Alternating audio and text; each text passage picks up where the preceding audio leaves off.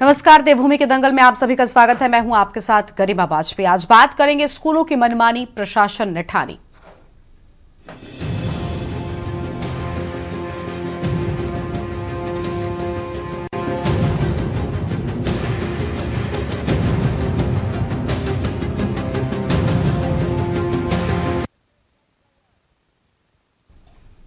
उत्तराखंड की राजधानी देहरादून में लंबे समय से जिलाधिकारी सविन बंसल को किताबी विक्रेताओं की मनमानी की सूचना मिल रही थी, जिसके बाद उन्होंने इस पर सख्त कार्रवाई करने के निर्देश दे दिए। स्कूलों से गठजोड़ वाले प्रमुख दुकानों और अभिभावकों से ज्यादा शिकायतें मिलने पर बुक स्टोर मालिकों पर कार्रवाई की जा रही है और अब जिले में जीएसटी चोरी, फर्जी प्रकाशन के साथ ही कई किताबों के ISBN नंबर ट्रैक न होने पर जिला प्रशासन और शिक्षा विभाग मिलकर दोनों कार्रवाई कर रहे हैं। जिला प्रशासन और शिक्षा विभाग की टीम ने देहरादून के कई बुक स्टोरों पर छापेमारी की कार्रवाई शुरू हो गई है। डीएम के आदेश पर शिक्षा माफियाओं पर रातों रात मुकदमे भी दर्ज कर दिए गए हैं। बड़े निजी स्कूल प्रबंधन पर भी डीएम की नजरें रहेंगी। छापेमारी करने वाली टीम ने universal book depot, national book depot, brother पुस्तक भंडार पर संगीन धाराओं में प्राथमिकी दर्ज की है। साथ ही स्टॉल, बिल बुक आदि जब्त कर मामले की जांच शुरू की है। विपक्ष ने शिक्षा विभाग पर कई सवाल खड़े किए हैं। आज इसी पर होगी चर्चा। खास मेहमान हमारे साथ में होंगे, लेकिन उससे पहले ये रिपोर्ट देखिए।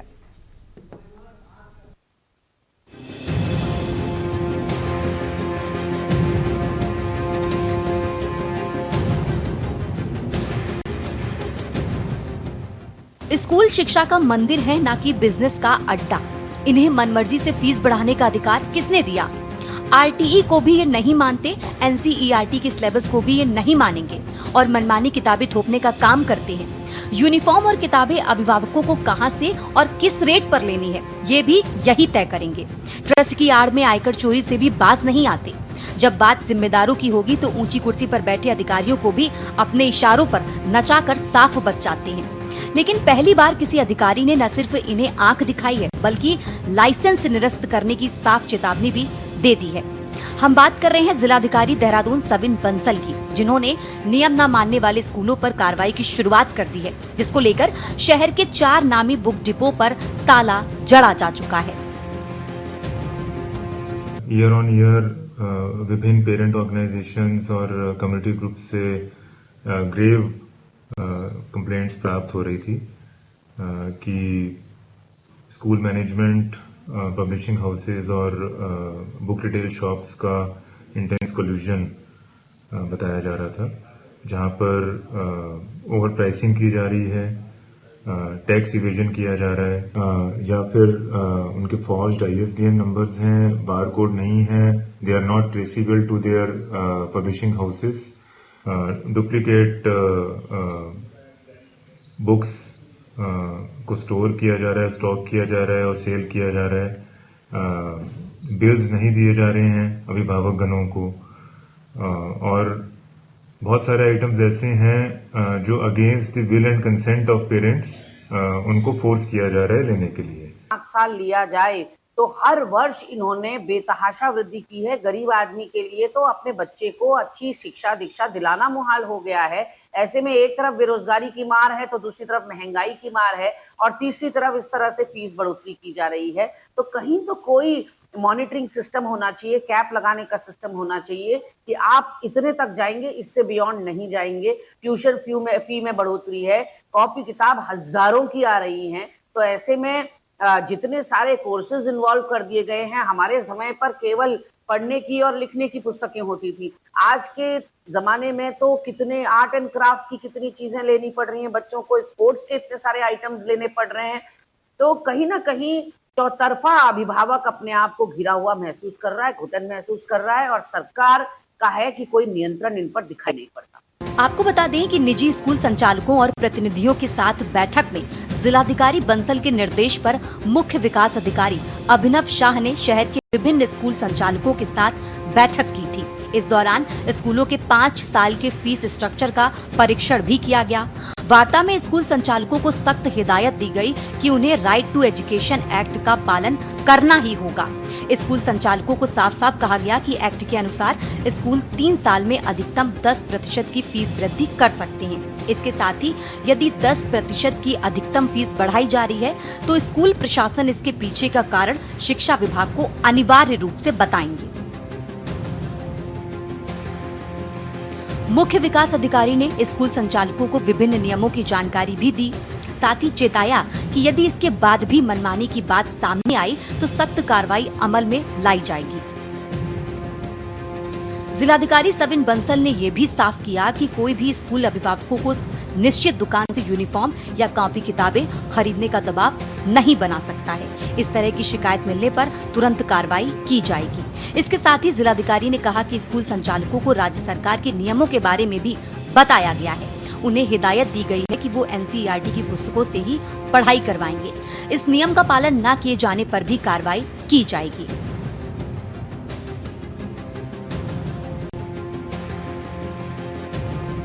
एक तरीके की फीस हो तो एक तरीके की फीस बताएं कि ट्यूशन फीस जो है 40% तक बढ़ गई है। आप लगा दीजिए, कोई नियम कायदा कुछ नहीं है। ऊपर से जो प्रिंसिपल हैं, डायरेक्टर हैं, आते हैं कि भैया तुम्हें तो किसी और के स्कूल में ले जाना है, ले जाओ, यहाँ पे कोई राजनीति नहीं चलेगी, या अभिभावकों को धमका दिया जाता है, उनके बच्चों को निकाल दिया जाता है। आम आदमी कहाँ जाएगा? एक स्कूल से निकालेगा तो दूसरे स्कूल में वही लूट का शिकार होना पड़ेगा।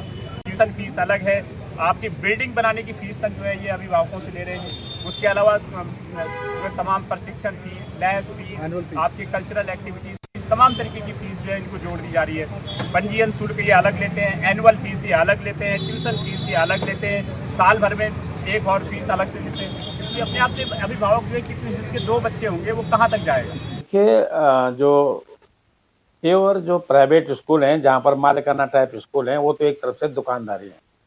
अब जहाँ पर जो किताबों का रेट बढ़ना, फीस का बढ़ना और इस प्रकार से अनियमितता होना, ये एक सरकार का ढीलापन और ढिलाई का कारण है। अब देर सवेर जब फोर्स उन पे जब दबाव आ रहा है कि एक तरफ जहाँ तुम मदरसों की बात करते हैं वहाँ स्कूलों पर बात करो, ऐसी स्थिति में अगर वो काम कर रही है तो ये जायज़ है। इसमें हम इसका सपोर्ट करते हैं सरकार का, कि सरकार को ये काम समय पर कर लेना चाहिए था। प्राइवेट स्कूल्स जिस प्रकार से अगर जो कोई मानकों के विपरीत काम कर रहे हैं तो उस पर हमारी जो सरकार है उसने पूरे प्रदेश भर में ड्राइव चलाई हुई है और जगह जगह पर जो बुक सेलर्स हैं या जो ओवर रेटिंग हो रही है, जहां शिकायतें हैं, उन शिकायतों के निस्तारण के लिए कार्यवाहियां की जा रही हैं और सख्त से सख्त कार्यवाही हमारी सरकार इस समय कर रही है, क्योंकि किसी भी प्रकार से जो शिक्षा है, शिक्षा लेने के लिए जो बच्चे जाते हैं उनके पेरेंट्स के साथ, उन लोगों के साथ कोई गलत ना हो। इसलिए हमारी सरकार ने कई वेंडर्स पर जो है कड़ी कार्यवाही की। आने वाले समय में ये कार्यवाहियां और तेज गति से की जाए। देहरादून डीएम ने शिक्षा की आड़ में बिजनेस कर रहे संचालकों को चेताने के साथ कड़ी कार्रवाई तो कर ही दी है। इस कार्रवाई से निजी स्कूलों की मनमानी पर कितनी लगाम लग पाती है, ये तो आने वाला समय ही बताएगा। के न्यूज के लिए उत्तराखंड डेस्क रिपोर्ट।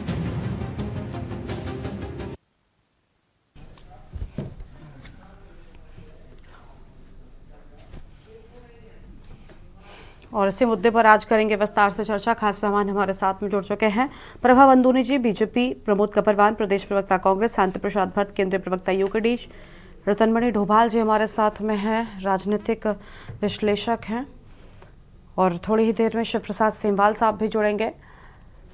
प्रभा जी के साथ में शुरुआत कर लेते हैं। प्रभा जी, ज़रूर असर हो रहा है और बड़ी तारीफ करनी पड़ेगी उन डीएम की भी, जिलाधिकारी की भी, जिन्होंने ये बड़ा कदम उठाया है।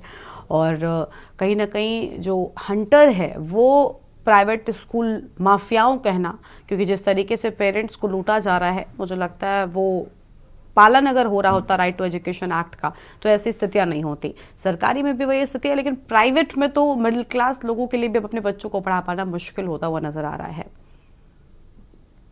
देखिए गरिमा जी, सबसे पहले तो मैं इस चीज की मैं भी निंदा करती हूँ, और कि जिस प्रकार से अगर प्राइवेट स्कूल इस प्रकार का कोई भी कृत्य कर रहे हैं, फीस बढ़ाना हो या कोई भी उनकी मनमानी है, क्योंकि जो नियम और एक्ट बने हुए हैं वो तो स्कूलों को भेज दिए जाते हैं। अगर हम अभी राइट टू एजुकेशन की बात करें या फिर हम राज्य की जो अपनी नीतियां होती है बच्चों को शिक्षा देने के लिए, कि जो प्राइवेट स्कूल में भी बच्चे आएंगे या हमारे सरकारी स्कूल भी हैं, तो उसके लिए पॉलिसी बनाई जाती है, उसके तहत ही जो प्राइवेट स्कूल है उनको काम करना पड़ता है। ऐसा नहीं है कि वो अपनी मर्जी से फीस बढ़ा देंगे, लेकिन जब जब इस बार अगर हम देखें, जब भी ये संज्ञान में ये मामला आया और जैसे ही पुलिस प्रशासन का अगर हम देखें, उन्होंने तो औचक निरीक्षण किया था जो ये बुक स्टोर से जिनका मामला हमारे सामने, चाहे वो यहाँ के जितने भी रिनाउंड बुक स्टोर्स हैं, जब वहां पर औचक निरीक्षण किया पुलिस टीम ने, तो उनको पता चला कि वहां पे बहुत सारी अनियमितताएं हैं। तो उन्होंने बिना किसी देरी के उसमें मुकदमे दर्ज कर लिए उनके खिलाफ और उनको कहा कि आप अपनी दुकानें बंद कर लीजिए। लेकिन जब उसके बाद भी उनके संज्ञान में आया कि ये लोग अपनी दुकानें नहीं बंद कर रहे हैं, तो तुरंत जो पुलिस विभाग है उसने, जो डीएम है सविन बंसल जी, उनको रिपोर्ट तैयार करके लेटर दिया और उन्होंने तुरंत उनके साथ मीटिंग बिठाई और उनको सीज कर दिया। तो मैं तो इस कदम की बहुत उनकी सराहनीय कदम की प्रशंसा करती हूँ कि आज जो राज्य का प्रशासन है, जिस प्रकार वो मुस्तैदी से काम कर रहा है, हमारा पुलिस प्रशासन हो, हमारा डीएम लेवल पे काम हो रहा है, तो ये तो बहुत ही सराहनीय कदम है। दूसरा गरिमा जी, एक चीज और देख लीजिए कि इसके साथ ही अभी हमने ये देखा है, जितने भी प्राइवेट स्कूल के ऑनर्स हैं उनके साथ भी मीटिंग की गई है, उनको सब चेतावनी दे दी गई है कि जो आपकी न्यू एजुकेशन पॉलिसी है उसके तहत ही आपको बच्चों की एडमिशन भी करनी पड़ेगी। और राइट टू एजुकेशन जो एक्ट है कि अगर कुछ परसेंटेज बच्चों की प्राइवेट स्कूल में बच्चे पढ़ेंगे, जिसमें कि ये है कि अगर कोई बच्चा प्राइवेट स्कूल में पढ़ना चाहता है, उसके लिए जो कार्ड धारक है उनकी आमदनी, और मैं आपको ये बता दूं उसके लिए भी रजिस्ट्रेशन प्रक्रिया थी, उसको जिन लोगों ने फॉलो किया है, अगर वो लॉटरी के माध्यम से उनका नंबर प्राइवेट स्कूल में आया है तो उनको एडमिशन उनको वहां पर देनी पड़ेगी। उसके लिए कोई भी स्कूल उनको मना नहीं कर सकता है। तो देखिए, ये तो अब न्यू एजुकेशन पॉलिसी में भी है और इसको कोई भी स्कूल, प्राइवेट स्कूल मना नहीं कर सकता है। लेकिन फिर भी सख्त निर्देश प्रशासन की तरफ से दे दिए गए हैं कि अगर किसी भी स्कूल में किसी भी प्रकार की अनियमितता पाई जाती है या पेरेंट्स के साथ कुछ भी गलत होता है, तो वो सीधे जानकारी पुलिस में आके दें या डीएम के स्तर पर इसकी जानकारी दें, तो तुरंत कार्रवाई की जाएगी। जो कि अभी जो हम जिस प्रकार कार्रवाई देख रहे हैं प्रशासन की तरफ से, सरकार की तरफ से, तो यही दर्शाता है कि जो हमारी सरकार है बहुत ज्यादा शिक्षा को लेकर संजीदा है और किसी भी प्रकार की मनमानी नहीं चलेगी राज्य में, और चाहे वो प्राइवेट स्कूल हो या वो बुक सेलर हो, और किसी भी प्रकार से उनको बाध्य नहीं किया जाएगा पेरेंट्स को कि आप यहीं से बुक्स लीजिए, यूनिफॉर्म लीजिए, या अगर उनके अपने भी स्टोर्स होते हैं स्कूल्स के जहां से वो बुक्स या यूनिफॉर्म अवेलेबल करवाते हैं, तो उनको भी कुछ मानक तय करने पड़ेंगे। ये नहीं है कि वो स्कूल के स्टोर से आप दे रहे हैं तो उसको जो नियम है उनके अनुसार उनको सेल करना पड़ेगा और उसकी जो रिसिप्ट्स है वो सब आपको प्रोवाइड करनी पड़ेगी। तो किसी भी समय किसी भी स्कूल में या कहीं पर भी प्रशासन उसका निरीक्षण कर सकता है। तो मुझे लगता है कि प्रशासन और पुलिस का जो ये कदम है बहुत सराहनीय है, क्योंकि इससे कहीं ना कहीं जो प्राइवेटाइजेशन का हम कह रहे थे कि जो प्राइवेट स्कूल हैं यहाँ पे मनमानी चल रही है, अब कहीं ना कहीं उनके अंदर ये जरूर एक डर है कि अब मनमानी नहीं चलेगी, किसी भी समय उनका इंस्पेक्शन हो सकता है, कहीं से भी उनपे गाज गिर सकती है। तो ये तो बहुत ही अच्छा एक कदम है और निश्चित तौर पर जो हमें अभिभावक हैं हमारे राज्य में, तो एटलीस्ट हम ये कर सकते हैं कि किसी भी प्रकार की मनमानी किसी को भी नहीं करने दी जाएगी, चाहे वो यूनिफॉर्म लेवल पे हो, चाहे वो आपका एकेडमिक में बुक्स का मैटर हो, या बच्चे के साथ किसी भी प्रकार का कहीं पे भी हमें पेरेंट्स को ये लगेगा कि कुछ गलत हो रहा है तो उनको निश्चित तौर पर इस मामले को संज्ञान में लाना चाहिए ताकि तुरंत कार्रवाई की जाए और उनको इंसाफ मिले। और आगे इस तरह की जो कार्य हुए हैं, अभी कहीं पे बुक्स का मैटर है और फीस का मैटर है, इसकी पुनरावृत्ति ना हो और भविष्य में अगर कोई इस प्रकार का काम करता है तो उसको इस बात का डर जरूर होना चाहिए कि अगर स्कूल लेवल पे ऐसा कोई काम हुआ है तो उसको हम कहेंगे कि सजा भी मिलेगी और कार्रवाई उस स्कूल पर भी की जाएगी और मैनेजमेंट को पूरे को इसका जवाब देना होगा। तो मैं ये समझती हूँ गरिमा जी, इसमें तो प्रशासन ने बहुत अच्छा कदम उठाया है और कड़े से कड़ी सजा भी दोषियों को मिलनी चाहिए, यही हमारी सरकार चाहती है। ठीक है, प्रमोद कपरवान जी हमारे साथ में हैं, कांग्रेस पार्टी के प्रदेश प्रवक्ता हैं। बहुत स्वागत सर आपका। प्रभा जी, लेकिन अपनी बातों में आपने कहा कि हमारी सरकार कितनी सजग है, इस बात से ये साबित होता है। मैडम, सरकार ने अगर सख्त कदम उठाए होते तो आज ये स्थितियां नहीं होती और इसमें सरकार का कोई रोल नहीं है। मैंने पहले ही अपने सवाल में आपसे कहा था कि भला हो उन जिलाधिकारी महोदय का जिन्होंने ये एक्शन लिया और जिनकी वजह से कम कुछ राहत लोगों को मिल पा रही है। प्रमोद जी, क्या लग रहा है, सरकार ठीक एक्शन लेती तो आज ये स्थितियां होती, ये नौबत आती? देखिए गरिमा जी, मैं आपको बताना चाहता हूं कि शिक्षा पर सबका अधिकार है। शिक्षा पर जिस तरह से जो है जीवन में शिक्षा का बड़ा महत्व है और वो गरीब अमीर प्रत्येक व्यक्ति को जो है पढ़ने का अधिकार है और निश्चित रूप में जिलाधिकारी महोदय ने जिस तरह से, और मैं आपको एक बात और मैं आपको बताना चाहता हूं कि इस देहरादून जिले के अंदर ही बहुत सारे विद्यालय हैं। लगभग मेरे ख्याल से 400-500 विद्यालय ऐसे हैं जो बड़े विद्यालय, लेकिन मुट्ठी भर विद्यालय ऐसे हैं जिनमें ये इस तरह की जो है लूट खसोट की जा रही। भाई आप ये बताओ कि जो है 3 साल के बच्चे का कोई अगर 5,000-7,000 रुपए उसकी फीस के नाम पर लेता है तो ये लूट है, ये साक्षात लूट है, ये लूट खसोट है। अगर उसकी जो 3 साल 4 साल का जो बच्चा है, जो नर्सरी में पढ़ता है, पीजी में पढ़ता है, और उसका बैग अगर 5,000 का है, तो मैं समझता हूँ ये भी बड़ी लूट है। और इस लूट को आखिर रोकेगा कौन? आप ये देखें कि इस लूट को रोकेगा कौन? तो ये आखिर ये सरकार का काम होता है। और निश्चित रूप में किसी न किसी शिकायत के माध्यम से हमारे जिलाधिकारी महोदय, और मैं देहरादून जिलाधिकारी जी का मैं उनके काम करने के तरीके को देखता हूं तो बहुत ज्यादा चाटुकारिता नहीं करते, और अगर कोई उनके पास में किसी तरह की शिकायत लेके जाता है तो उस पर तुरंत वो जो है एक्शन करने का काम करते हैं। अब ये कहें कि सरकार का ये कदम है, तो गरिमा मैं आपको बताना चाहता हूं कि सरकार के संरक्षण से ही ये जो मुट्ठी भर विद्यालय है, ये जो मैं आपको बताना चाहता हूं, अभी 3 दिन पहले 4 दिन पहले की बात है, हमारे मित्र हैं, उनके बच्चे को कक्षा 11वीं में 2 नंबर से फेल कर दिया गया। अब वो भी देखिए 100 में से 33 नंबर में पास होना होता है, और उस बच्चे को उसके जो है ऑलरेडी उसमें जो है 35 नंबर है। उन्होंने जो अपना जो रखा हुआ है कि भाई वो 100 में से जिसका 36 नंबर आएगा उसको पास करेंगे, और उन्होंने तमाम जितने ताकतवर लोगों से फोन कराने का काम किया, लेकिन वो बच्चे को उसको जो है 11वीं में जो विद्यालय प्रशासन है, वहां का जो प्रबंधक है और वहां का जो प्रशासन है, उन्होंने उस बच्चे को रोकने का काम किया। तो आखिर ये जो निडरता है और जो ये जो सरकार से ऊपर अपने को समझ रहे हैं, आखिर इन पे लगाम लगानी अति आवश्यक है। और मैं आपको बताना चाहता हूं, शिक्षा का अधिकार प्रत्येक व्यक्ति का अधिकार है, और बहुत सारे विद्यालय ऐसे हैं, अंग्रेजी माध्यमिक विद्यालय में जानता हूं, जिनकी फीस 1200-1500 रुपया है, और 1200-1500 रुपए मैं समझता हूं कि 1200-1500 रुपए देने में किसी को कोई दिक्कत भी नहीं होती। तो मैं ये कहना चाहता हूं कि मैं आपको ये बताना चाहता हूं कि सारे विद्यालयों में ये लूट खसोट नहीं है। ये वही विद्यालय है जिन पे सरकारों का जो संरक्षण है, या आप ये कहें कि जो ताकतवर लोगों के जो विद्यालय हैं, जिन पे जो है जिनकी जेबों में सरकार रखी रहती है, ये वो विद्यालय है। आप ये कहेंगे कि प्रदेश के अगर ये देहरादून जिले के 500 विद्यालय अगर ऐसा है, तो मुझे लगता है कि ये उन सब लोगों के साथ अन्याय होगा जो बहुत ईमानदारी से शिक्षा में काम कर रहे हैं। और मैं आपको बताना चाहता हूं, मैं बहुत सारे विद्यालयों को जानता हूं जिनकी फीस बहुत रिजनेबल है, और जो सरकार के नियमों का 100% पालन करने का काम भी करते हैं। और जिलाधिकारी महोदय ने जिस तरह से इसका निरीक्षण किया, इनका औचक निरीक्षण करके, और जिस तरह से ये जो है संज्ञान लिया लूट खसोट बंद करने का, तो यदि अगर इस पे एक्शन होता तो निश्चित रूप में लोगों को इसका जो है जो विद्यार्थी हैं, परीक्षा जो हमारे अभिभावक हैं, उनको इससे राहत मिलेगी।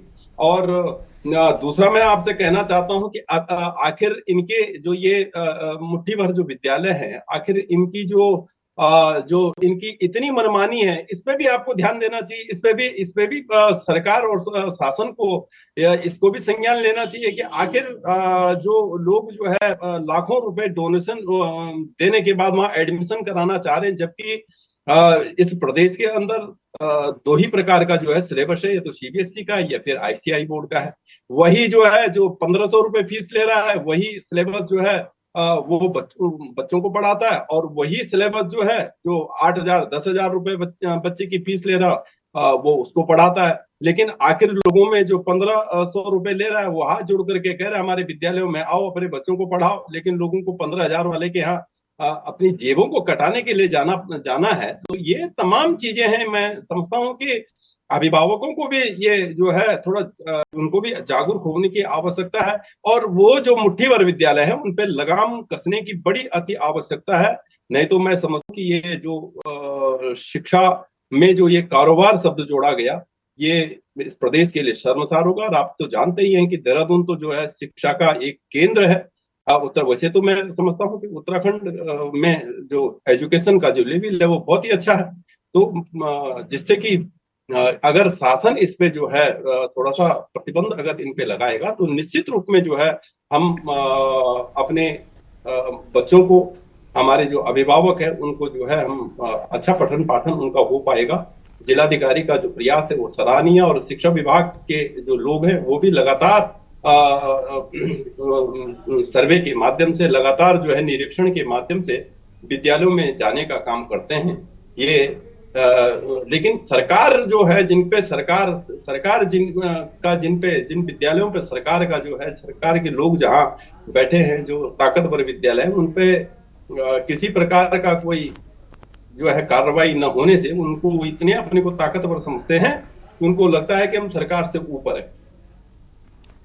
ठीक है सर, हमारे साथ में शांति प्रसाद भट्ट जी हैं, केंद्रीय प्रवक्ता उत्तराखंड क्रांति दल की ओर से। तनमणि चुबे लगातार बने हुए शांति प्रसाद जी का रुख कर लेते हैं। शांति Prasad ji, right to education act का पालन आखिर कब होगा? सभी को बराबर शिक्षा का अधिकार है। सरकारी शिक्षा व्यवस्था की बात करें तो हम देख रहे हैं किस तरीके से बदहाल है। आपने कभी भी नहीं सुना होगा किसी भी प्रतिष्ठित आदमी के व्यक्ति बच्चे को सरकारी स्कूल में पढ़ते हुए, क्योंकि ऐसी सुविधाएं ही नहीं हैं।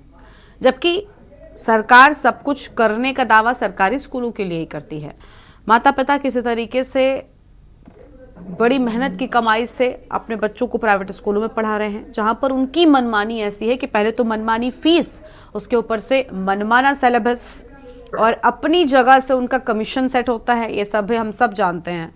और ये राजनीतिक मुद्दा नहीं है, इसमें सिर्फ अगर हम कहें कि इसमें कोई प्रभावित है तो सिर्फ ऐसा नहीं है कि विपक्षी प्रभावित है, उसमें बीजेपी प्रवक्ताओं के भी बच्चे होंगे और बीजेपी प्रवक्ता भी खुद परेशान होंगे अगर उनके बच्चे पढ़ते हैं प्राइवेट स्कूलों में। तो ये स्थिति है सर। 4 नामी बुक डिपो पर ताला लगा है क्योंकि चीजें सामने आई हैं। देखिए गरिमा, आज बड़ा अच्छा डिबेट का जो टॉपिक है, आम जनमानस इस डिबेट से बहुत प्रभावित होगा। हर घर की समस्या है और जनता को हम धीरे धीरे एक बात भी समझा रहे हैं कि जब सत्ता में व्यापारियों को बैठाओगे तो उसके दुष्परिणाम ऐसे ही जनता को भुगतने भी पड़ेंगे। मामला देहरादून के स्कूलों का है। स्कूल प्रबंधक कौन है, सब जग जाहिर है। नकली किताबें प्रकाशक कौन बेच रहा है, सब जग जाहिर है। कुट्टू का आटा खिला के आदमियों की जान जोखिम में कौन डाल रहा है, सब जग जाहिर है। अखबारों से सब पता चल रहा है। नकली दवाइयां कौन बेच रहा है, सब जग जाहिर है। कहने का मतलब है, लोकतंत्र में जनता अपने सुख के लिए सरकारें चुनती है। मुख्यमंत्री यहाँ है, शिक्षा मंत्री यहाँ है, जिला शिक्षा अधिकारी यहाँ है। इन सब की नाक के नीचे फर्जी किताबें बिक रही हैं। चिंता डीएम को है, शिक्षा मंत्री को नहीं और जिला शिक्षा अधिकारी को नहीं। उत्तराखंड में नकली आटा बिक रहा है कुट्टू के नाम से, चिंता जिला अधिकारी को है, यहाँ के खाद्य विभाग के अधिकारियों को नहीं है और खाद्य मंत्री को नहीं है। सरकार की तो बात ही क्या करनी है। कहने का मतलब है गरिमा, यही जनता जो गलती कर रही है उसकी सजा भुगत रही है। अब इन स्कूलों के मामले पे आ जाइए। ट्यूशन फीस इतनी है कि मजदूर की तनख्वाह 5,000, बच्चे की ट्यूशन फीस 3,000, उसके ऊपर एडमिशन फीस 20,000, फिर स्कूल का ग्राउंड मेंटेन करना है, इसके लिए 1,000 रुपए और दो। अब स्कूल के अंदर ड्रेस बनानी है तो हमारे यहाँ से लो, किताबें हमारे यहाँ से लो। कहने का मतलब है, खाल उधेड़ने वाली सरकार के ये जो गुर्गे हैं जो यहाँ पर व्यापार कर रहे हैं, अब इनका हौसला इतना बढ़ गया, अगर इनके खिलाफ स्कूलों में कोई अभिभावक प्रदर्शन करता है, बच्चा बाहर और अभिभावक पे मुकदमा। कमोवेश यही स्थिति हर डिपार्टमेंट में है। बेलगाम सत्ता और उनके गुर्गे हो चुके हैं। जिला प्रशासन पंगु है। मुझे तो डर लग रहा है कहीं जमीन बंसल का ट्रांसफर ना हो जाए। मुझे तो इस बात का डर लग रहा है। क्यों? क्योंकि जिसने इन व्यापारियों पे लगाम लगाई उसकी बुरी गत उत्तराखंड में इसी सत्ताओं ने किया है। यही कारण है कि अधिकारी भी अपनी नौकरी बजा रहे हैं, देश और राज्य लूटा जाए, लूटता चला जाए। अब आता है सवाल इस बात का कि समीन बंसल जी ने वो दुकानें बंद करा दी, छापे मारे, फर्जी किताबें पकड़ी गई। मैं आपके माध्यम से पूछना चाहता हूं, मुख्यमंत्री जी क्या कर रहे हैं? क्यों नहीं फर्जी किताब बेचने वालों पर मुकदमा दर्ज करके जेल डाला? क्यों नहीं वो स्कूल कॉलेज बंद कर दिए जहां बच्चों से फालतू फीसें ली जा रही है? क्यों नहीं ट्यूशन फीस के नाम पर गरीब अभिभावकों की जेब काटी जा रही है? क्यों नहीं इनके खिलाफ मुकदमे हो रहे हैं? और क्यों नहीं उत्तराखंड के मुख्यमंत्री कैबिनेट में प्रस्ताव पारित कराते कि उत्तराखंड के अंदर इससे ज्यादा फीस यदि किसी स्कूल ने ली तो उसके ऊपर इन धाराओं पर मुकदमा दर्ज होगा, स्कूल सीज हो जाएगा। समझने वाली बात है। सरकारी सिस्टम को खत्म करते हुए धीरे धीरे स्कूल कॉलेज बंद किए जा रहे हैं और प्राइवेट में जितने स्कूल कॉलेज चला रहे हैं ये सब भाजपा के मेंबर हैं, कांग्रेस के मेंबर हैं। बड़ा बड़ा पैसा इनको चंदे के रूप में देते हैं, इसीलिए बेलगाम होकर लूट रहे हैं। परिणाम जनता भुगत रही है। अब गाए बगाए स्कूलों में जो लोग हल्ला मचाते हैं, चिल्लाते हैं कि ये ट्यूशन फीस ज्यादा हो गई, प्रॉपर्टी आपकी है, इसमें मेंटेनेंस का पैसा हम क्यों दे, अरे स्पोर्ट्स आपको कराने हैं, बच्चों के लिए स्पोर्ट्स का पैसा हम क्यों दे, जो आप कल्चरल प्रोग्राम कराते हो इसका पैसा हम क्यों दें, हम ट्यूशन फीस में दे रहे हैं। अभिभावकों को बच्चे की टीसी पकड़ाने की धमकी देते हैं, बच्चे को निकालने की धमकी देते हैं, बेचारा चुपचाप रहता है। पुलिस सुनने को तैयार नहीं है, सरकार इसमें संलिप्त है। यही कारण है कि देहरादून जो अस्थायी राजधानी है, यहाँ पर धन सिंह जो मंत्री हैं उनको भी सब चीज दिख रहा है। उसके बावजूद यदि अभी तक कार्रवाई नहीं हुई तो बताने के लिए काफी है कि भारतीय जनता पार्टी जो विशुद्ध व्यापारियों की पार्टी है, ये खून चूसने पे उतर आई है और अभिभावक अब तो खून बचा भी नहीं उनपे, वो बेचारे बोलने और चिल्लाने की स्थिति में भी नहीं है। राज्य की दुर्दशा डीएम के द्वारा जो दिखाई गई है, ये आईना है उन तमाम वोटरों का जो राष्ट्र के नाम पर भाजपा को वोट करते हैं। उन्हीं के गलत वोट करने के कारण उन्हीं के बच्चे, उन्हीं के राज्य की बर्बादी हो रही है। जो चप्पा चप्पा खाजप्पा करते हैं, बर्बाद उन्हीं के बच्चे हो रहे हैं, शिक्षा से दूर वही हो रहे हैं, नकली किताबें पढ़ के कंपटीशन से बाहर उन्हीं के बच्चे हो रहे हैं। तो दोषी इसमें जितनी सरकार है, मेरा मानना है जो इनके अंधभक्त समर्थक हैं, दोषी ये भी हैं। इससे पे लगाम लगाने की जरूरत है। तो मुख्यमंत्री महोदय को इन पर कार्रवाई करनी चाहिए, वो तमाम कॉलेज बंद कर देने चाहिए, स्कूल बंद कर देने चाहिए जो लूट के धंधे में इनको जो है छूट दे हुए हैं। मगर मैं आपके सामने के साथ कह रहा हूं गरिमा जी कि आपने आज तक कोई एक ऐसी डिबेट नहीं दिखाई जिसमें आपने कहा हो कि सरकार ने जनता को राहत देते हुए बहुत अच्छा काम किया हो। अगर दिखाई हो, मैं चुनौती के साथ कह रहा हूं आपको, तो मैं मान जाऊंगा कि भाजपा के शासन काल में इस राज्य में चमन बन गया। तो राजा छवि प्रबंधन के लिए केवल एडवर्टाइज करे, केवल अपनी गरिमा दिखाने के लिए अखबारों के माध्यम से ऐड करे, वो राजा कितना बेईमान होगा ये किसी से बताने की जरूरत नहीं है। धामी जी अखबारों के माध्यम से, बड़े बड़े बैनरों के माध्यम से 3 साल बेमिसाल धामी कह रहे हैं। ठीक है, और विस्तार से इस पर हम करेंगे चर्चा। खास मेहमान हमारे साथ में लगातार बने हुए रतनमणि जी का भी रुख करेंगे, लेकिन उससे पहले देवभूमि के दंगल में एक छोटे से ब्रेक के लिए रुकते हैं, कहीं मुझे आएगा, फौरन हाजिर होंगे।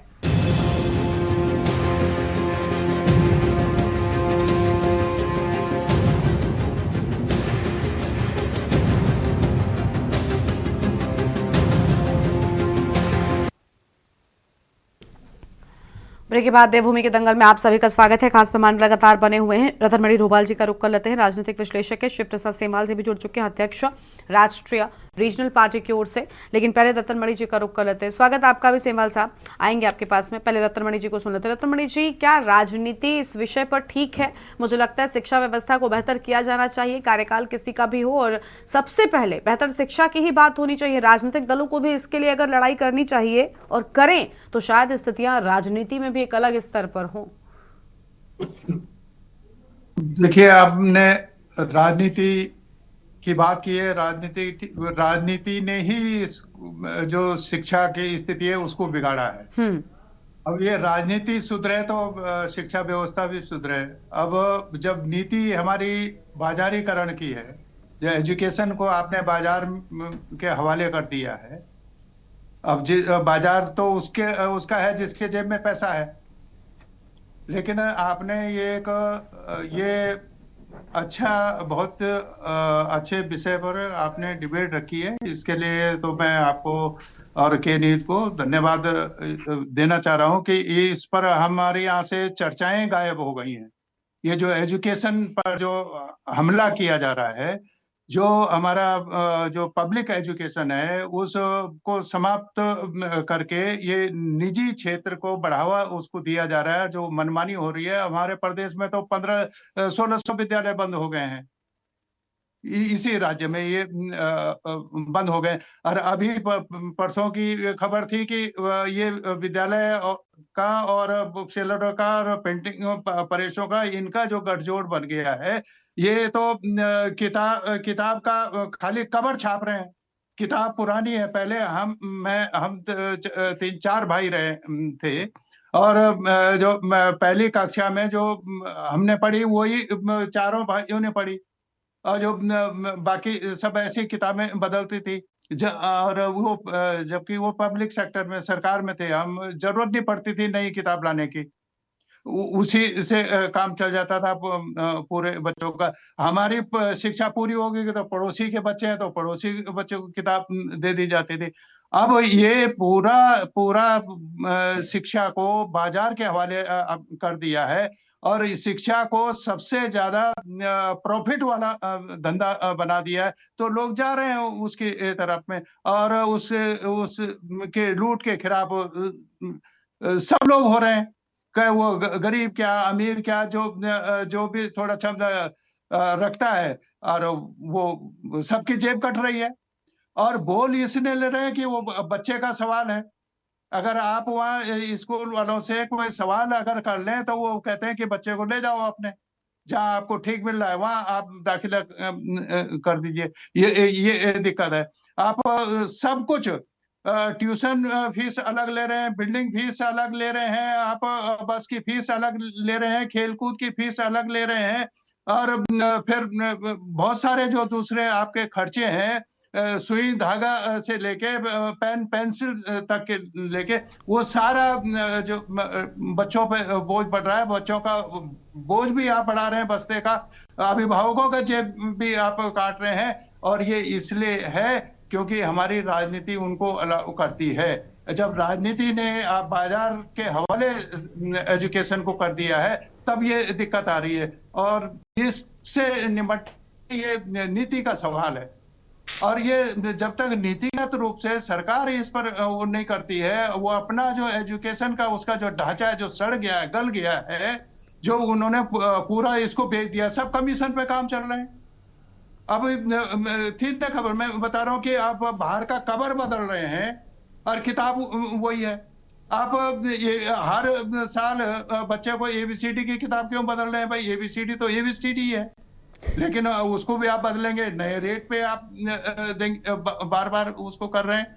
और ये सीधा सबका अपना ठेका है, कमीशन। दुकान बंधी हुई है स्कूलों की कि उसी दुकान से लाना है, वर्दी भी उसी वहां से लाना है, जूता भी वहीं से लाना है, पेन पेंसिल भी वहीं से लाना है। ये इस तरीके से ये बिना सरकार के संरक्षण के संभव नहीं है। अब ये एक अधिकारी ने ये पहल की है, मुद्दा सामने आ गया है। मैं समझता हूँ कि ये और जगह भी लोग इससे समझेंगे, और लोग जागृत होंगे इस विषय में, और ये सवाल उठाना शुरू करेंगे। नहीं तो अब तक लोग चुपचाप अपना मुंह लटका के स्कूल से बाहर आ जाते हैं, जब प्रिंसिपल और वहां का टीचर डांट के भगा देता है, जाइए अपने बच्चों को लेके, हमें नहीं जरूरत है। वो बेइज्जती और करते हैं अभिभावकों की। ये स्थिति मैं बता, मेरी पोती है, उसकी 8000 की किताबें आ गई, 8000 की, दूसरी कक्षा में गई है वो। ये स्थिति होती है। अब जब हमारा सरकारी स्कूल ही नहीं है, हम तो सरकारी स्कूलों में पढ़े हैं, हमारी क्षमता भी नहीं है, हमको लग रहा है कि आगे हम कैसे करेंगे। लेकिन ये किससे कहें? ये सीधे सीधे सरकार के संरक्षण में, राजनीतिक नेतृत्व के संरक्षण में, ये सारा कुछ बाजारवाद की जो चली हवा, उस पर अगर अंकुश नहीं लगेगा, उसके खिलाफ लोग जागृत नहीं होंगे। अब हमारे यहाँ तो छात्र आंदोलन भी खत्म हो गया। अब पहले तो छात्र अपना फीस के लिए और उसके लिए करते थे, जहां कहीं अगर हो भी कर रहे हैं लोग, उनको पिटाई कर रही है सरकार की पुलिस, उनको दौड़ा दौड़ा के पीटती है। वो उन बच्चों को मुकदमे होते हैं उनके खिलाफ, उनको स्कूल से बाहर कर दिया जाता है। तो इस तरीके से ये घेराबंदी हो रही है हमारे अभिभावकों की, कि उनकी भी नींद खराब रहती है। ओके अब इस महीने की फीस दे दी, अगले महीने की चिंता हो जाती है।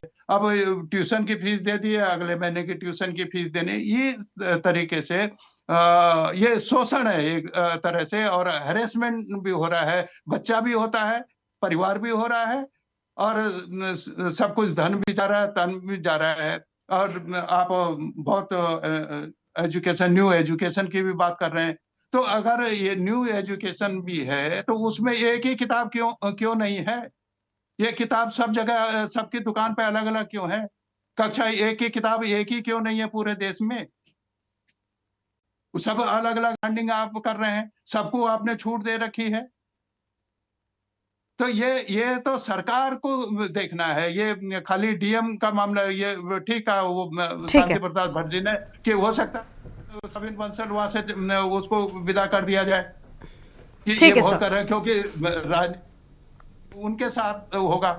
ठीक है, यानी उन्हीं के स्थितियां ठीक लोग नहीं हो होंगे। पाई। ठीक है, तो लौटेंगे, सेमवाल साहब का भी रुख करेंगे। उससे पहले सीधा वाराणसी लेकर चलते हैं, जहां पर मुख्यमंत्री योगी आदित्यनाथ पहुंचे हुए, राम जानकी मंदिर पहुंचे हैं। तस्वीरें वहां से आपको हम दिखाएंगे। भूमि पूजन कार्यक्रम में पहुंचे मुख्यमंत्री योगी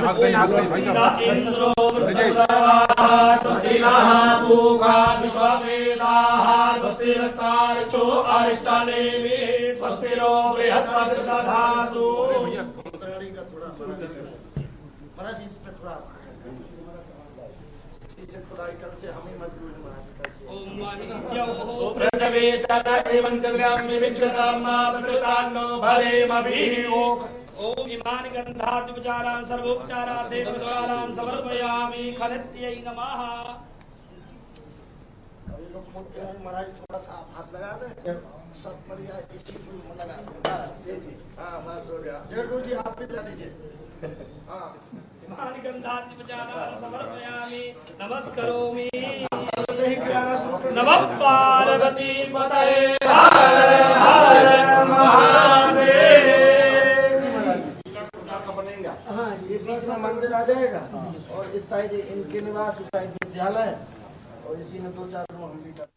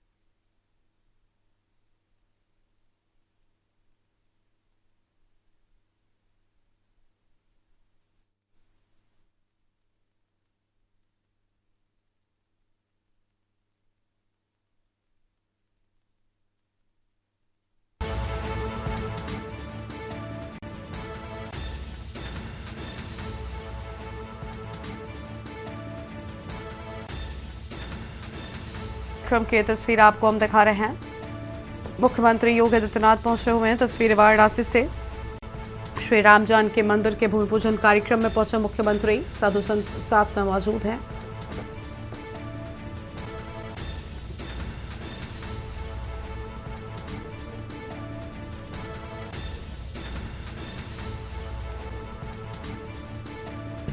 वाराणसी से सीएम योगी आदित्यनाथ की तस्वीर आपको हम दिखा रहे हैं।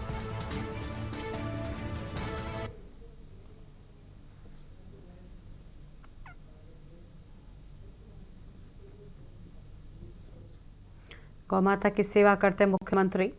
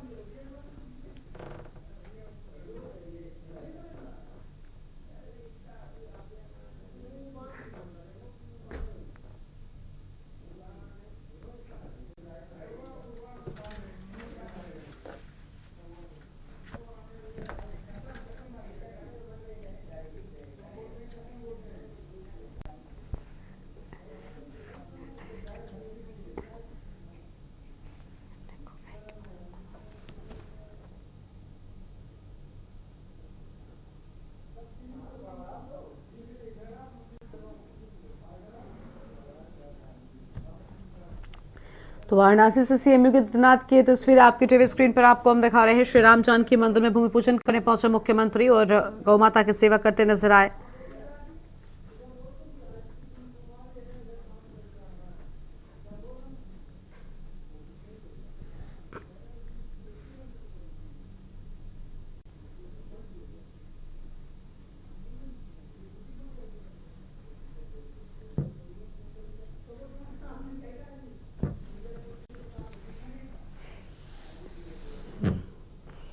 वाराणसी में श्री राम जानकी मंदिर की तस्वीर आप देख पा रहे थे।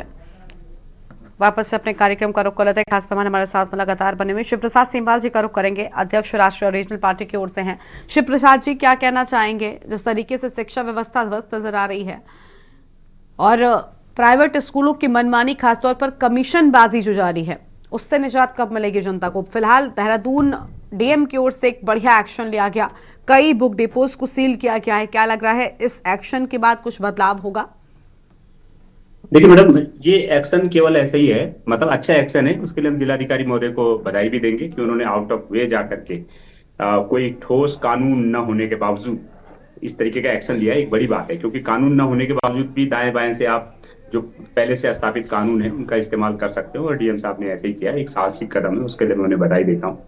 लेकिन जब तक प्रॉपर कानून नहीं बनता तब तक इस तरीके की चीजों पे रोक लगना ऐसे ही है कि जैसे कोई पेड़ के लिए जो है पत्तों की छटाई करे प्रून, तो उससे ना पेड़ और ज्यादा ही बढ़ेगा।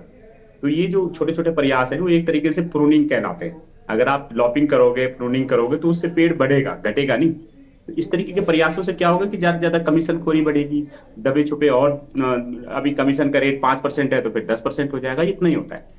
जब तक इसका समूल नाश नहीं करा जाएगा तब तक ये नहीं होता। और ये क्यों होना मुश्किल है, उसके पीछे बड़ा कारण ये है कि जिन जनप्रतिनिधियों को हम लोग विधानसभा में चुन के भेजते हैं कि ये वहां पे विधानसभा में जाके कानून बनाएंगे कि भाई 25 साल हो गए, अगर ये लोग ऐसे कानून बनाते तो इन 25 सालों में यहाँ पर एक फीस एक्ट बनता, ठोस फीस एक्ट, और स्कूलों की मनमानी को रोकने के लिए निजी स्कूलों के लिए एक नियामक प्राधिकरण बनता, रेगुलेटरी अथॉरिटी बनती।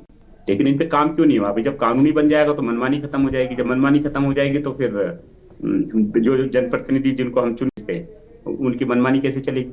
तो सबसे बड़ा जो दोषी है वो तो हमारी जनता है कि जो लोग बिना दूरदृष्टि के इज्म में बट के, कभी हिंदू मुस्लिम में, कभी क्षेत्र में, कभी किसी में बट के वोट करते हैं और फिर अपना वोट बेच करके जो ये अपेक्षा करते हैं कि ये लोग हमारे पक्ष में बोलेंगे।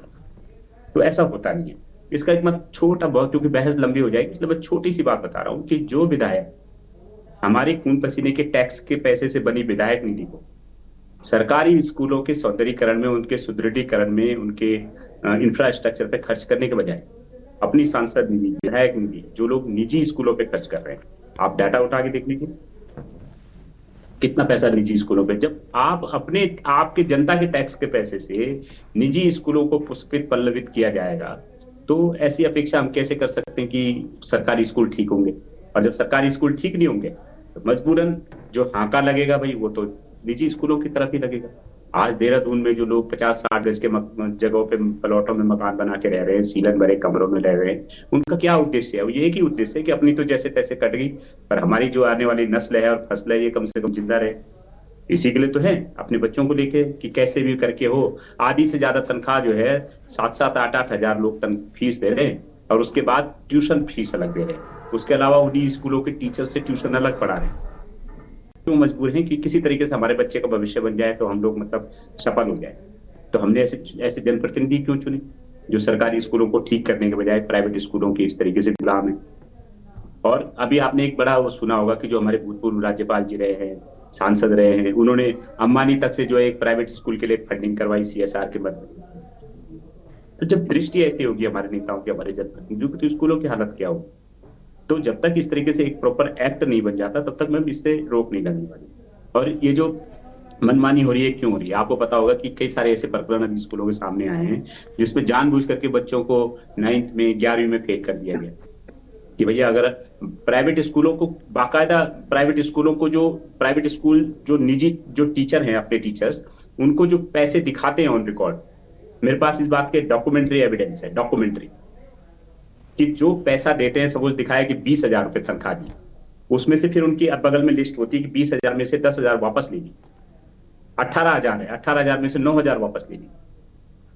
वो दिखाते हैं ऑन रिकॉर्ड, ब्लैक में उसको वापस ले लेते हैं। तो वो टीचर जो 8-9 हज़ार रुपए तनख्वाह पा रहा है एक अच्छे प्रतिष्ठित प्राइवेट स्कूल में, वो क्या करेगा फिर? वो यही करेगा कि बगल में फिर ट्यूशन लगाएगा।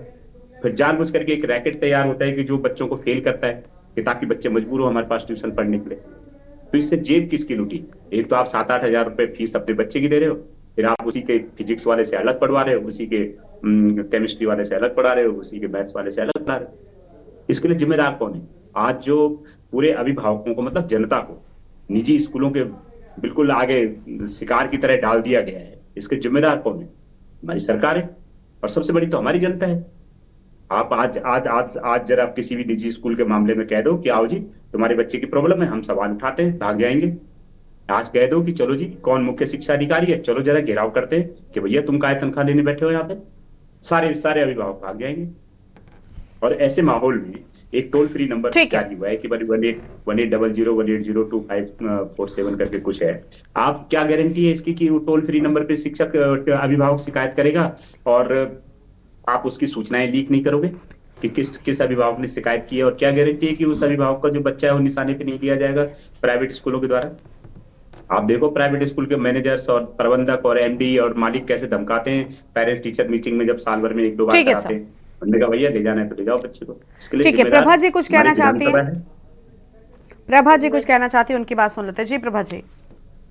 चाहूंगी जितने भी मैंने यहाँ पे हमारे पैनलिस्ट हैं उन सबको सुना है, तो मैं ये कहना चाहूंगी कि जो प्रशासन ने सभी उसको कह रहे हैं कि सही कार्यवाही करी है, तो देखिए ऐसा नहीं होता है। जब प्रशासन से हमारे चाहे जिलाधिकारी उन्होंने अगर कोई भी इसको बहुत गंभीरता से मुद्दे को लिया है, तो कहीं ना कहीं वो सरकार से भी उन्होंने मंत्रणा इस बारे में करी है। जो हमारे शिक्षा मंत्री है उनसे भी बातचीत हुई होगी, तो और बहुत जल्दी मुझे लगता है कि सरकार की तरफ से भी कोई ना कोई इस बारे में मैं कहूंगी एक पॉलिसी भी बनाई जाएगी और कोई ना कोई वक्तव्य दिया जाएगा। लेकिन अभी जैसे सेमवाल जी कह रहे थे कि सैलरी के बारे में, तो ये कहते अगर ऐसे मामले संज्ञान में आते हैं तो उनको लाया क्यों नहीं जाता है? आप उनको जो रिस्पॉन्सिव उनके समक्ष लेके तो जाइए। आप पिछले मैडम तुम्हारे आपके अधिकारियों पे इतना दम नहीं है, बारे में कहा आपके अधिकारियों पे इतना दम नहीं, मतलब जब कानूनी नहीं होगा, कानून ही नहीं होगा, कानून ही नहीं है तो क्या कर लोगे? आपने किसी के बारे में कहा था कि उसको सैलरी नहीं मिलती है, तो मैंने यही बात करी थी, तो उन्होंने सीधे कहा था कि वो कोई EPF से रिलेटेड है। आप श्रम विभाग की पोर्टल पर जाइए, वहां पर आप दीजिए, 3 दिन के अंदर अगर आपको रिप्लाई नहीं आता, आप केवल यहाँ पर बोल देते हैं कि ये काम है, ये लिस्ट है, तो ऐसा आप मेरे को गारंटी दे रहे हो मैडम प्रभा बडोनी जी, आप मुझे गारंटी दे रहे हो? एक केस बताऊं प्रभा बडोनी जी? ठीक है, एक करके प्लीज सेमवाल साहब थोड़ा एक करके बोलिए आप लोग। मैडम एक केस बता रहा हूँ जो ये आप ये बता रहे हो, अभी मैं सुन रही थी। चलो मैं आपको एक केस बता देता हूँ जो बुक स्टोर पे हो, आप इसकी गारंटी दे मैं आपको एक केस बताता हूँ। एक केस बडोवा जी, एक सेकंड किसने करा? ये तो प्रशासन की टीम के पुलिस। मैडम जी आपका डिपार्टमेंट सब फेल है, आपके अधिकारी फेल हैं, आपके शिक्षा मंत्री सब फेल हैं। अधिकारी है वो कांग्रेस का है, यूकेटी का है, किसका है वो? तो ये तो सरकार के साथ, जब सरकार ने कहा है कि 0 टॉलरेंस उत्तराखंड में होगी, कोई भी मुद्दा अगर संज्ञान में आएगा, कहने की जरूरत नहीं है भाई, एक्ट बनाओ, फीस एक्ट बनाओ ना। के यहाँ पे सरकार को बोलना ये नहीं है। आप ये बता दीजिए जो भी मुद्दा ज्ञान में आया है। अभी जो भी आप, मैं यूकेडी के यहाँ पे बैठे हुए थे, कौन सी पार्टी है वो, आज वो सत्ता के लिए इतनी लालची हो गई है कि वो पहाड़ मैदानी करके कुछ भी बोल देती है डिबेट में आके। ये पार्टी क्या है? आज उनकी बातों से मुझे साफ नजर आ रहा है कि वो केवल और केवल राजनीति कर रहे हैं इस मुद्दे पर। नहीं, लेकिन अगर राजनीतिक दल आप भी हैं, आपने चीजें बेहतर की होती तो आज ये स्थितियां थोड़ी होती। आपने चीजें बेहतर की होती, आज ये कहने का मौका ही नहीं मिलता उनको। इसको राजनीति मोड़ स्कूल की बात कर लेते हैं। हाँ ठीक है सर, जाए, और अगर वो मुद्दा वहाँ पर नहीं उठता है तो जो अधिकारी है वहाँ ठीक है। शिव प्रसाद जी कुछ कह रहे हैं। शिव प्रसाद जी हाँ बोलिए, आप कंप्लीट कर लीजिए। सुनो, एक उदाहरण दे रहा हूँ, सुनो परमा बडोनी जी, एक बात सुनो। आपके शिक्षा विभाग ने पूरा शील शासन कर लिया एक स्कूल के सामने। उनको बोला कि भैया जब तुम अल्पसंख्यक स्कूल नहीं हो तो RTE के दायरे में क्यों नहीं आते हो? राइट टू एजुकेशन कानून है। आपके स्कूल ने उनको नोटिस भेजा कि आपकी मान्यता खत्म कर देंगे। करी मान्यता खत्म? नहीं करी, बस की नहीं है आपकी। आपके प्रमुख सचिव ने एक सुनो यार, सुन लो मेरी बात मैडम। आपके एक स्कूल को नोटिस भेजा एक सचिव ने, मीनाक्षी सुंदरम साहब ने, कि भैया ये प्राइवेट स्कूल है, इसकी लीज खत्म हो गई है, इसकी पार्किंग खत्म होगी, यहाँ पे ट्रैफिक वगैरह में दिक्कत आ रही है। दूसरे दिन पलट दिया आदेश। आपकी सरकार फेल है, निजी स्कूलों के सामने नतमस्तक है। राइट टू एजुकेशन के अगर आप कर लो, यहाँ पे एग्जाम्पल आते हो, लेकिन जहाँ पे आपको शिकायत करनी चाहिए, जहाँ पर जाना चाहिए, मैडम आपकी सरकार नहीं कर पा रही खुद, जो संज्ञान आपकी सरकार के संज्ञान। ठीक है। मुझे लगता है सरकार अगर चीजें बेहतर करती तो आज विपक्षों के पास कहने को कुछ नहीं होता। और ये बहुत एक आसान नहीं कहना ठीक होगा, लेकिन बहुत जरूरी चीज है शिक्षा विभाग में चीजों को बेहतर कर पाना। ठीक है सर, वक्त की कमी के चलते हमें अपनी चर्चा को यहीं पर रोकना पड़ रहा है। बहुत शुक्रिया आप सभी मेहमानों का हमारे साथ चर्चा में आने के लिए, अपनी बात रखने के लिए। देवभूमि के दंगल में हम बात कर रहे थे प्राइवेट स्कूलों की मनमानी को लेकर और शिक्षा व्यवस्था के बदहाल व्यवस्था को लेकर। उम्मीद है कि जल्द ही इसे बेहतर किया जाएगा। देवभूमि के दंगल में इतना ही। आप देखते रहिए न्यूज़ इंडिया।